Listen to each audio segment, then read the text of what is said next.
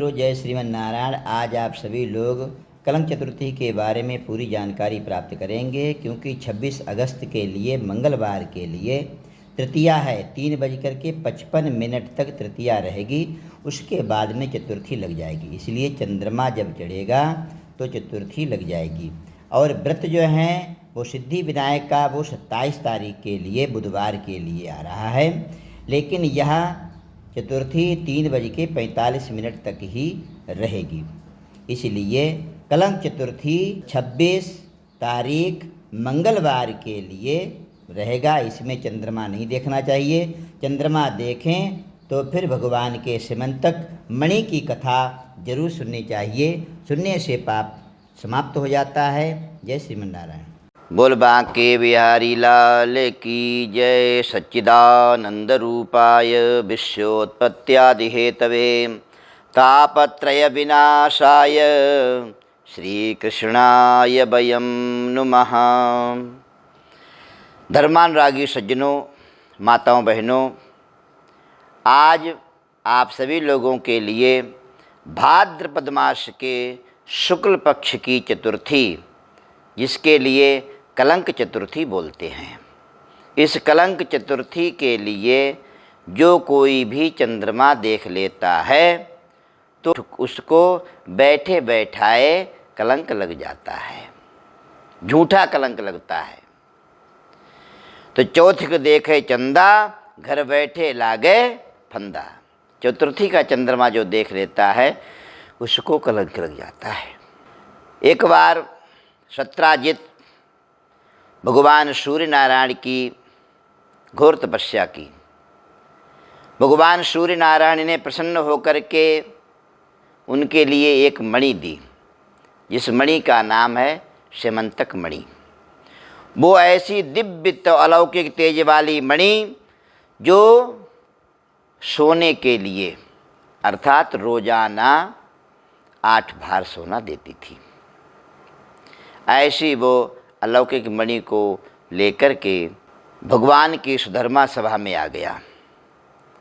जब भगवान की सुधर्मा सभा में बांके बिहारी लाल जी के यहाँ पर आया तो सभी लोगों ने उसके तेज को देख करके उसकी बड़ी प्रशंसा की। सत्राजित, ये तुम्हें कैसे प्राप्त हुई? सत्राजित ने पूरी कहानी सुना दी।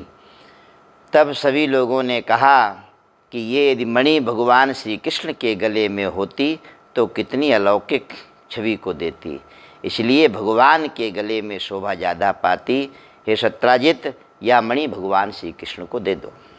लेकिन सत्राजित ने देने से मने कर दिया और वो अपने राज्य में वापस आ गया। सत्राजित अपने राज्य में रहने लगा। उसका छोटा भाई प्रसेनजित एक बार शिकार खेलने के लिए गया जंगल में, तो वो सेमंतक मणि लेकर के गया।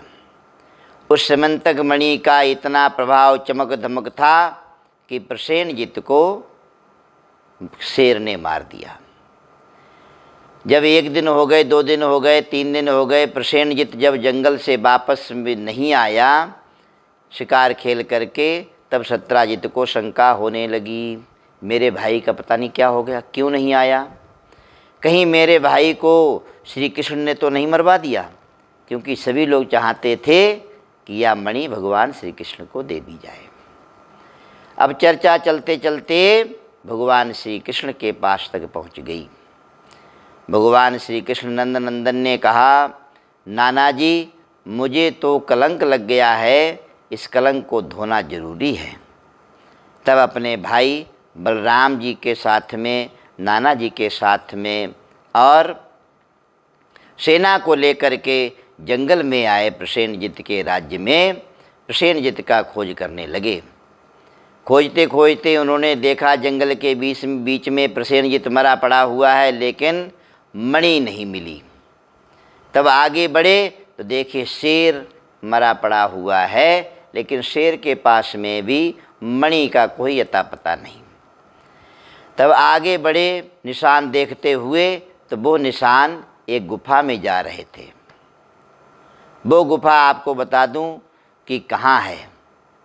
वो जम्मू प्रांत में, जम्मू सिटी में आज पीरखो के नाम से मशहूर जगह है, वहाँ पर यह जामवंत की गुफा आज भी मौजूद है। भगवान श्री कृष्ण ने सभी को बोला कि आप सभी लोग बाहर रहो, मैं अंदर जा कर के देखता हूँ। भगवान श्री कृष्ण नंदन अंदर जब गए तो श्रीमंतक मणि से उनकी कन्या खेल रही थी। जब उन्होंने अलौकिक पुरुष के लिए देखा तो चीत्कार करने लगी, अपने पिताजी के लिए पुकारा। तो जामवंत जी की नींद खुल गई।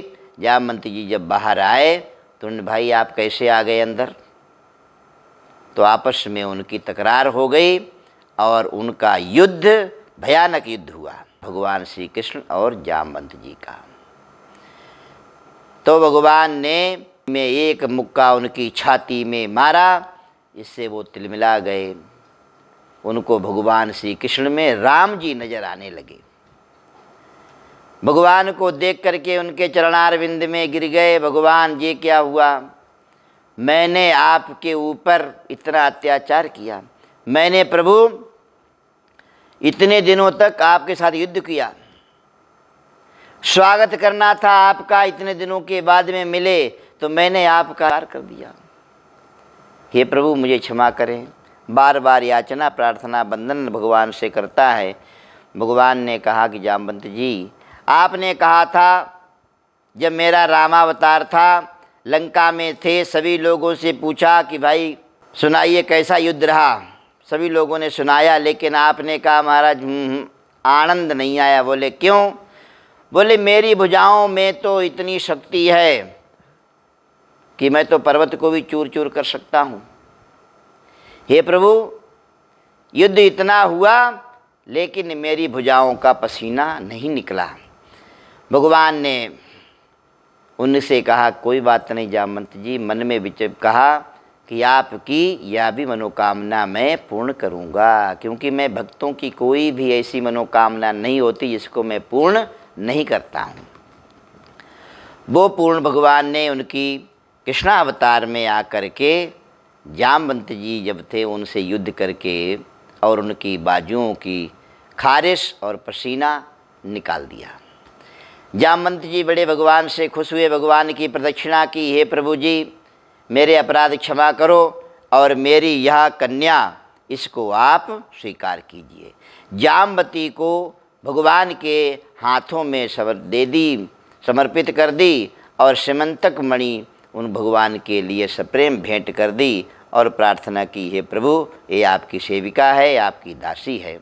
भगवान श्री कृष्ण नंदन अपनी सेना के साथ सभी के साथ में अपने यहाँ पर आ गए। द्वारिकापुरी में आए तो भगवान श्री कृष्ण ने नाना जी को मणि दे दी, नाना जी ये सत्राजित तक पहुँचा दी जाए।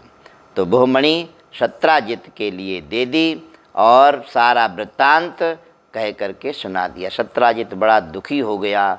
उसने सोचा कि भगवान श्री कृष्ण बड़े बलशाली हैं, पूर्ण परब्रह्म परमात्मा हैं, इनसे बैर विरोध करना अच्छा नहीं है।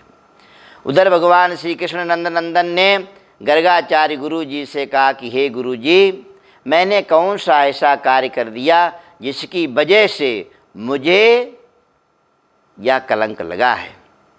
तब गर्गाचार्य जी ने कहा, जाने में अनजाने में किसी प्रकार से भी व्यक्ति भाद्रपद मास के शुक्ल पक्ष की चतुर्थी के लिए यदि चंद्रमा का दर्शन कर लेता है तो उसको कलंक लग जाता है।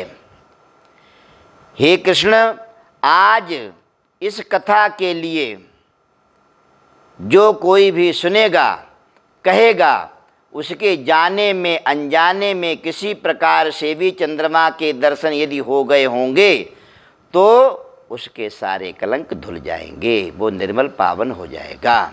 और भाद्रपद मास के ही नहीं बाकी महीनों के भी शुक्ल पक्ष की चतुर्थी का दर्शन हो जाता है तो भी सारे पाप ताप नष्ट हो जाएंगे। प्रिय बंधुओं, आपको यह कथा कैसी लगी? यदि अच्छी लगी तो आप लाइक कीजिए और सब्सक्राइब कीजिए। जय श्रीमन नारायण।